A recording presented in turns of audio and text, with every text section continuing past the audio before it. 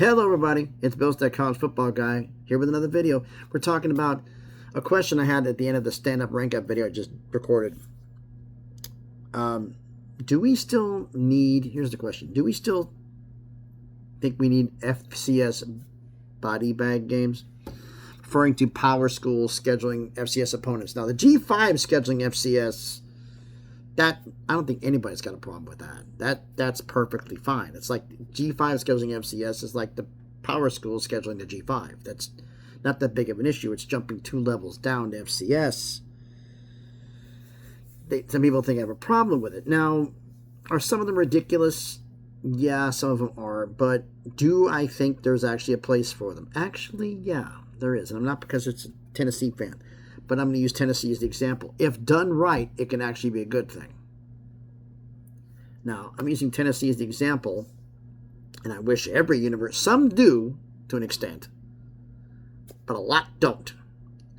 What Tennessee does is they have a set rotation. They play, and if you look who they've had on their schedule, they play FCS schools within the state of Tennessee. Austin Peay, East Tennessee State, UT Martin, Chattanooga, Tennessee State, Tennessee Tech. There's a bunch more I'm not naming. They have a rotation they do every year, and they basically try to stay in the state of Tennessee for their FCS games. Pretty much they do every year. That way, the money, the $2 million, $1.5 million, whatever body bag money they're paying, the money stays within the state. They try to hit every single other school that's in the UT system. So that way, they get the money. So that way, it helps out universities within the state, and it helps everybody have a better working relationship. Where universities know the fact, okay, every 5, 6, 7 years, I'm going to be facing these guys. I can work if I need to get something done academically, athletically, financing-wise. I know the body bag money's coming, so we can get stuff done and schedule it. Now, do other universities do this? I mean, Alabama, as far as I know, has never played an FCS, really doesn't play FCS schools in the state. They don't play West Alabama, Alabama State, Alabama A&M. Oklahoma State, I think, has played Central Oklahoma. Maybe Oklahoma's done it too. There's certain ones in the state try to do that. If all of them are busy, you have to do something nearby at least. Not like Florida playing Long Island University. Like Miami played Bethune-Cookman, which is in Florida. That's fine. But Florida didn't do that. I don't know how the hell you'd enforce it. But I love it, the fact that the rule came out that, hey, you have to, if you want to schedule an FCS opponent, it has to be within the state. And give them 5 years to make it happen. If you want an FCS opponent, it has to be in the state. That's the deal. Otherwise, you can't schedule one. Now, I doubt there's no way in hell they're going to ever get it passed. But this is what I would do.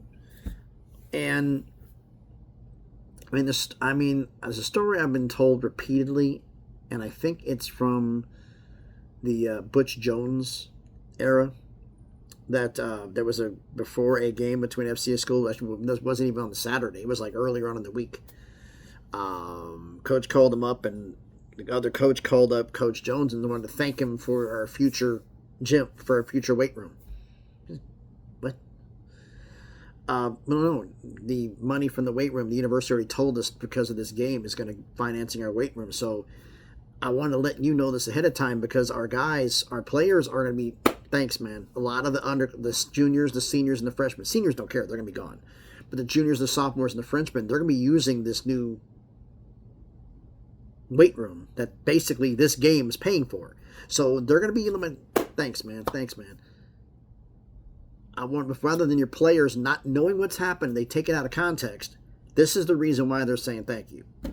So we're not going to ask you to play take it light on us. We're not trying to sandbag or anything like that. Just want to say thanks for that. That's why some of the guys are some of the players may say it, some not. And I don't remember this one, and I couldn't get the research done in time, so forgive me on this one. There was a university that had to have a budget shortfall one year. And it was a while back. And they were short, like, the athletic department and Benson University was short like $2.83 million, something like that. They played Tennessee one year, and I think Vandy or something had an opening, and they played them either a year or 2 years later, so that way they made up the money.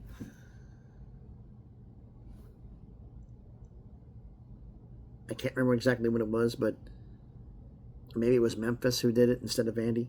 But the point is, if you're going to do FCS, do it within the state. That way the money stays within the state. That way it helps everybody in the state in the long run. And everybody as a whole gets better. That's just me. If you're going to do FCS at all, I honestly think that should be a rule. If you're going to do FCS at all, it's got to be within the state. And if you can't get FCS within the state, guess what? You can't do it. And you're going to have to schedule a G5 or a power opponent. I wish they'd make it a thing, but I highly doubt it's ever going to happen. So that's the question to ask you. Should body bags be removed? If they should be gone, okay, explain to me why. And if they shouldn't be gone, what do you think how it should be structured? So you let me know about that in the comments. So again, this is a shorter video.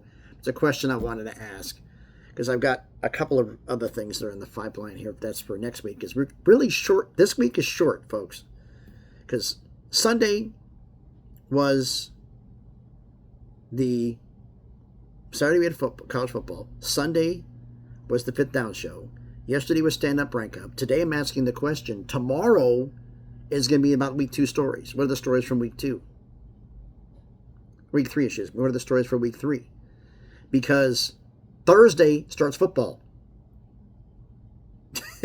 So I literally have these days to do something. And every day is like Sunday, Monday, Tuesday, Wednesday. There's videos every day. But I'm not going to put a video out during college football unless I absolutely have to. I prefer not let the football enjoy because that's what this channel is about. It's about college football. Let's enjoy it. Unless there's something else that needs to be done. But again, let me know what you think about everything down in the comments. So thanks everybody for watching the video. If you haven't done it already, do me the favor. Smash the like button. Hit the thumbs up. Helps the algorithm. Helps the video be seen by more people. Comment on the video. Again, should body bag games be removed? If they can stay around, okay, why should they stay around? What structure should it be? I think it should be a policy made. I doubt how the hell it ever get enforced or even happening. Would be if you schedule an FCS opponent, it has to be within the state. If you can't have an FCS opponent in state, guess what? You don't do FCS at all. Schedule a G5. You don't want to schedule a power school? Schedule a G5. But the FCS ones have to be within the state. G5, you can do more than that. You can go all over the place. That's fine. But FCS has to be within the state. That's what I like to get done. Tell me if you think I'm right or I'm wrong. Let me know about that down in the comments. Share the video if you want to. If you haven't done it already, check out some of the other videos that I've done. If you like them, hey, subscribe to the channel. On the road to 2K, trying to make some magic happen. You want to follow me on X. The link is going to be in the description. So again, thanks everybody for watching this short little video. Tomorrow is going to be stories of week 3, including the Tennessee-Georgia game. Which, I'll say this. Tennessee offense took a big step up. Defense took a step down. Georgia didn't score much against an FCS opponent, but they were out 2 starters on the offensive line. Hopefully they'll be back for the Tennessee game. If not, this is going to be a problem.